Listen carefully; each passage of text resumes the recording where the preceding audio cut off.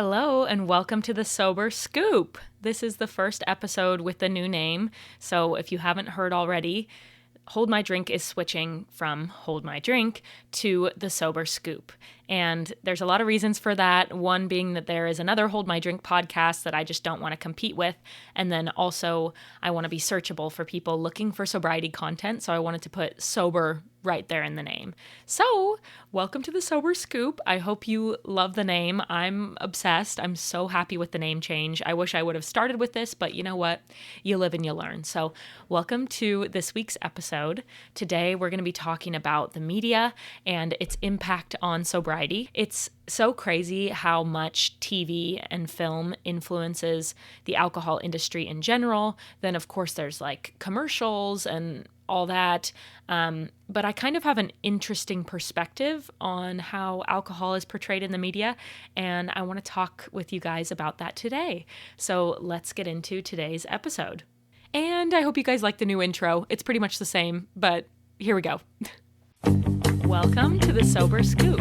This is a judgment-free zone where we talk about how to get sober and stay sober. You're not alone. I hope you feel seen. Quitting alcohol is the best decision I've ever made.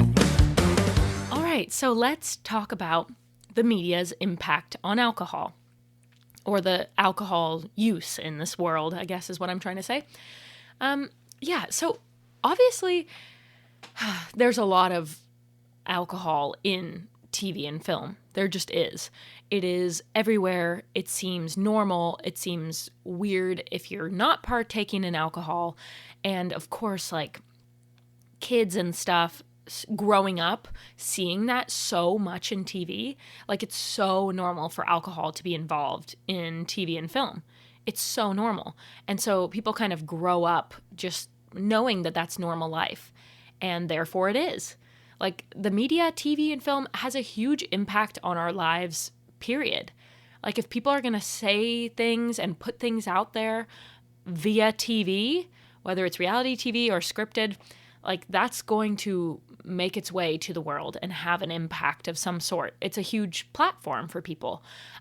So when producers and things choose to actively put alcohol into their TV and film, that's going to have an effect on the world.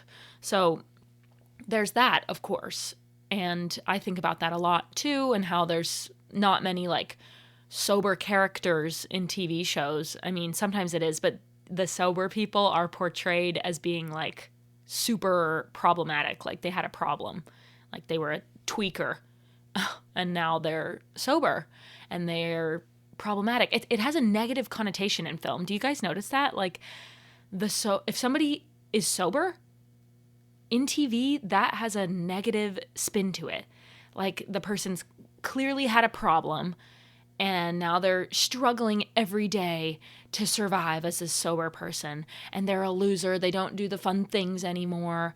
And they used to be fun. Now they're not. And that's how sobriety is portrayed in TV. It's not a positive thing. It is seen as a negative. And this person's problematic. And they have an issue. Even though they stopped doing the issue. That's what's so funny about sobriety is people think you have a problem if you're sober, when in fact you kicked the problem if you're sober. Like you recognize that alcohol was problematic in your life and so you booted it out of your life, and yet people think that you have a problem when you kicked it out of your life. So weird, so backwards, but I feel like that's especially true in the media when the sober person is seen as like such a lame-o and having had a problem. So obviously there's a lot to break down with the way that sobriety is portrayed in media, but also the way that alcohol is portrayed in media as like being cool, the thing to do, the normal thing to do, all of that. But the thing that I really want to talk about today is, where do I even begin? Like in TV and film, so often when people are stressed or going through a hard time, which is in most TV and film, right? I mean, that's how plots work. It's like there's a problem that arises and then it gets solved and then there's the, solution, happiness at the end, whatever. That's like how story arcs go. There's a problem and a solution to that problem or an effect from that problem or whatever. So there's always problems in TV and film. And so often in media, people say, "Oh, I need a drink. Like, God, I just need a drink." So often. It is in scripted television all the time. I think about Yellowstone a lot. You guys watch Yellowstone? I don't know. I love that show. And, Beth and John Dutton, they're constantly drinking whiskey after their like crazy wild day. They're like, "God, just pour me a drink." Like, I used to love that culture. I don't know. I was obsessed with drinking when I was down. And the media kind of reminded me that it's okay to do that. And it's kind of not okay to do that. In fact, that is how alcohol problems start, in my opinion, is when you stop drinking out with friends for celebration, for fun, with a meal, whatever, those kind of reasons, and you start drinking to get through issues in your life. And media kind of has shown us that that is how you're supposed to drink. That's how it's teaching people to drink, is to deal with sadness and anger and frustration. It happens so often. Even in one of my favorite shows of all time, Love on the Spectrum, that's a reality TV show about dating with autism. And even the mom of Abby said in one episode, "I'm going to need another bottle of wine for this conversation." And like, no hate to her whatsoever. People say that all the time when they have a good relationship with alcohol. But me with a bad relationship with alcohol, I think about that phrase and I'm just like, wow, there is another example of drinking to get through things. She asked, like, the daughter with autism, she asked like a really specific probing question. And the mom said, "I'm going to need another bottle of wine for that conversation." And so, yeah, it was funny. They all started laughing. But again, now that's in reality TV, kind of portraying to the masses that alcohol is for dealing with hard things. And I talk about this a lot, but I think that's where my relationship with alcohol went south. Like, even for a while in my early 20s, when I was going out and partying a lot, I drank a lot, but I didn't drink like by myself to deal with sadness. In fact, I had a boyfriend from when I was like 19 years old tell me like, "Wow, you're so responsible with alcohol. Like, you don't drink at home. You can have just one beer." Like, he commended me for having a good relationship with alcohol, which is so weird because, wow, how the times have changed. But when I went through a hard time, I went through that really bad relationship later in my life, where I was, with this very like narcissistic, controlling, emotionally and verbally abusive guy that ruined me, really. I started drinking to get through that time. And I always talk about how sometimes I want to write a love letter to alcohol because it literally got me through that time. And of course, now I know that there are better coping strategies out there and you can actually heal faster without alcohol. I know that now. But back then, I swear to God, every day I woke up and I was depressed. I mean, I was so distraught about the situation. I didn't know what the day was going to hold. And I know everyone says, like, just leave, like, get out of that sort of a relationship. And I tried. They say that people try to leave abusive relationships typically 7 times before they're successful. I probably tried about 5. And I know, looking back, it sounds crazy. I'm like, why couldn't I just stick with that? Why did I keep coming back? But these types of people, narcissists especially, have this captivating nature about them. Like, I always say that guy who treated me so poorly a lot of the times was the funniest, most exciting, most, like, endearing person I've ever been with. He was so, like, the highs were so high, but the lows were so low. And anyway, when I did leave, I was also stalked and harassed and horrible things, just as I had feared would happen if I left him. And that fear is what kept me from doing it for so long. But eventually, I did break up with him, and there were horrible things that came after that, but I got through it. I made it through. Unfortunately, I drank even more heavily to get through that breakup than I did to get through the relationship, because the just constant torment from this person, like, I kid you not, I was getting 100 phone calls a day, maybe more like 80, but still 80 phone calls a day. He would create new numbers constantly. Like, I would block one number and he'd create a new number. I don't even know how he did that. It got so bad where I had to move apartments. I had to change my phone number, but he found that new number too. So I realized it was attached to my Apple ID, by the way. If you're ever trying to kick somebody who's stalking you, your phone number is attached to your Apple ID. So you have to change the Apple ID in order to change the phone number completely, if that makes sense, or become like unfindable. I don't know how he was able to find me, but people who want to find you can find you. And that's what's freaking creepy. So anyway, I was going to make an episode devoted to this. I'm still not ready, but maybe one day I will be. I've given quite a few tidbits here and there, so hopefully, you're getting the idea. But with all that said, I'm just trying to say that alcohol got me through that time. And that's how I developed a bad relationship with alcohol. And even when I had gotten through that time, I was no longer being harassed. I got a protective order and everything. So I kind of made it through that time. I felt safe. I felt like I had I had gotten over the hump or whatever. I was like in the clear. But my drinking continued. So that's when it became like really problematic too, is when now my life was improving. I no longer was drinking to get through something. I was just drinking. And so that's when it got really bad. But I mean, initially, the media definitely had subconsciously like some impact on me drinking to get through that situation, because you watch all these shows and they all drink to get through their hardships and their hard times. So all of a sudden I'm going through a hardship and a hard time and I'm drinking to get through that. So whether I realized it or not, like the media did impact that, and it does. I'm not blaming it on the media, of course, it's my fault. Sorry, I'm going to take a quick tangent, but that's why AA sometimes bothers me, because they say that you are powerless to alcohol and like it's a disease, you can't control it, all that stuff. Like, I fully believe that it was my fault that I went down the path with alcohol that I did. I blame nobody else. I don't blame the media. I don't blame friends, family, situations, hardships, anything. I don't blame anybody or anything. It is all on me.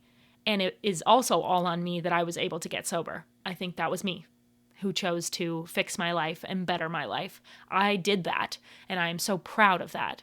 And I'm not going to let anybody tell me that I am powerless to alcohol, because in fact, I have the power, and I was able to beat alcohol.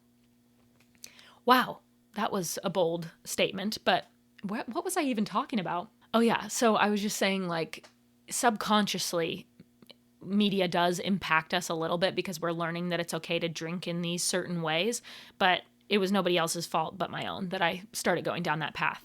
What was so funny with that relationship too is that he drank a lot and we loved to drink together.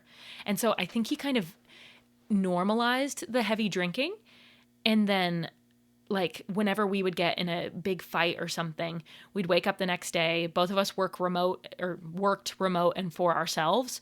And so we had no boss. We had no time that we had to be on the clock, whatever, which for drinkers is really bad, because he would wake up like on a Tuesday after we had a fight Monday night, and he would say, do you want to just go to the bar when they open and just, F off the day and just have a good time and have some laughs together? And I'd be like, sure.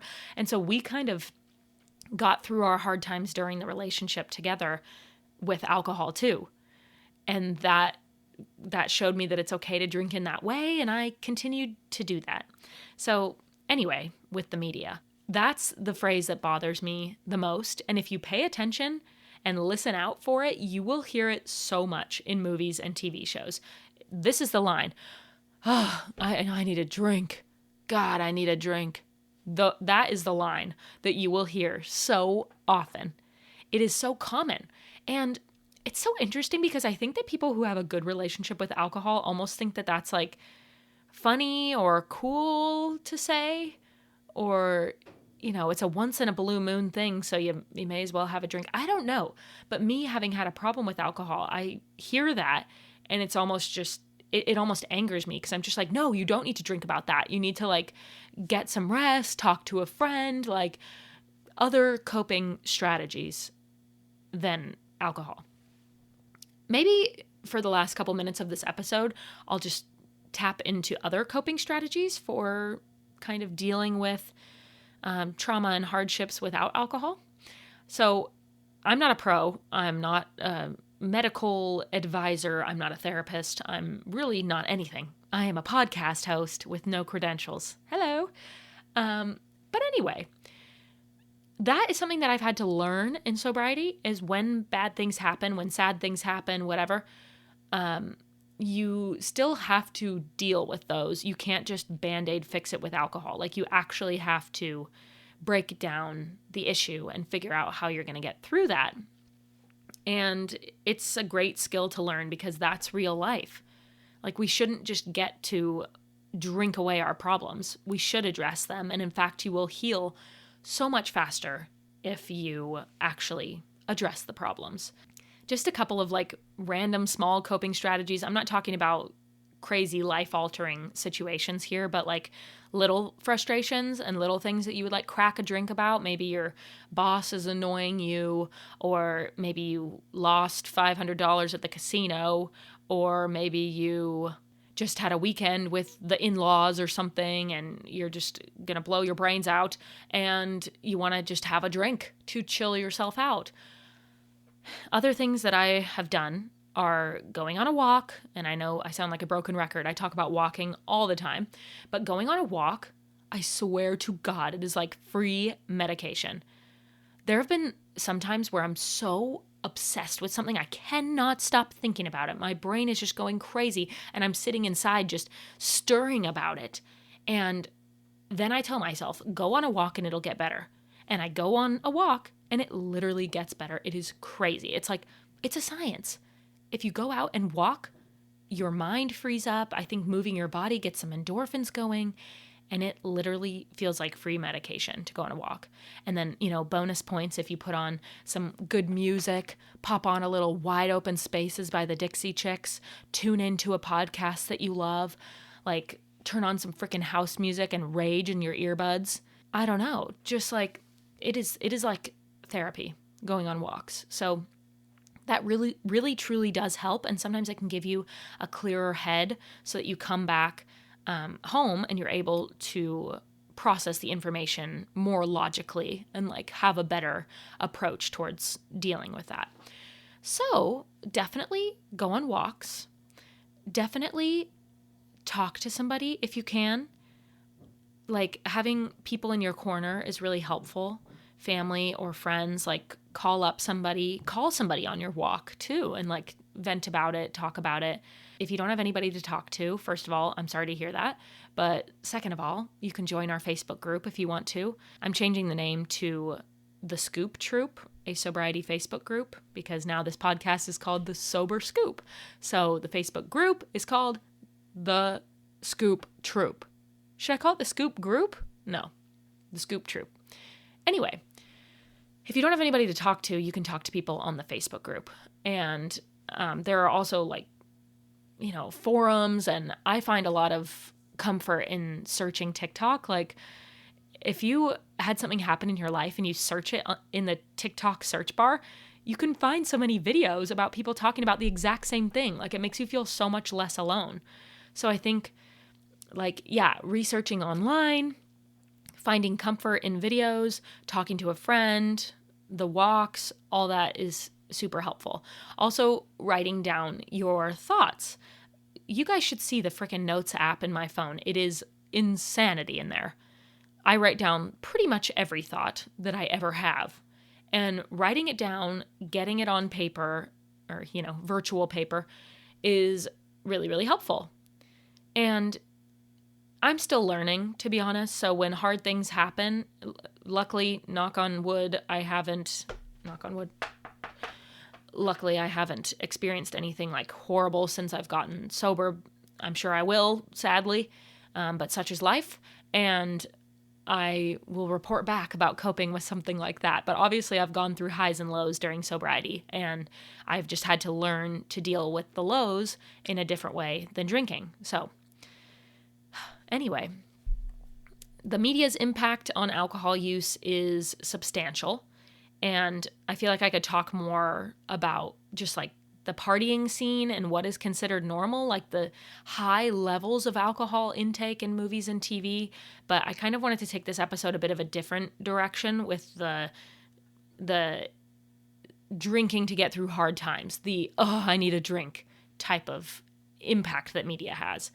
I hate that phrase. I hate the, oh, I need a drink, because you don't need a drink. You can get through whatever is bothering you, whatever you're going through, without a drink. And I hate that the media says need. I think that's the word that bothers me the most, is need. You don't need a drink. You might prefer to have a drink to cover up your issues instead of actually dealing with them right now. But you do not need a drink. And I think that's why that phrase bothers me in media. It makes it sound like it's okay and actually a necessity to drink alcohol when you're going through a hard time or a frustrating time or a sad time. So pay attention to that in all your future TV and films that you watch. I need a drink is said so much, and it's actually crazy. And I hate that it teaches people to drink during tough times. So anyway, thanks for tuning in to the first official episode of The Sober Scoop. I know you guys have probably been here for a while through Hold My Drink, but thank you for sticking with me through the new name change. It's only going to get better from here. So thank you for being a part of the Scoop Troop. I love that. I hope it's not cringe, but I love that. And I will see you on Thursday for another episode. Bye.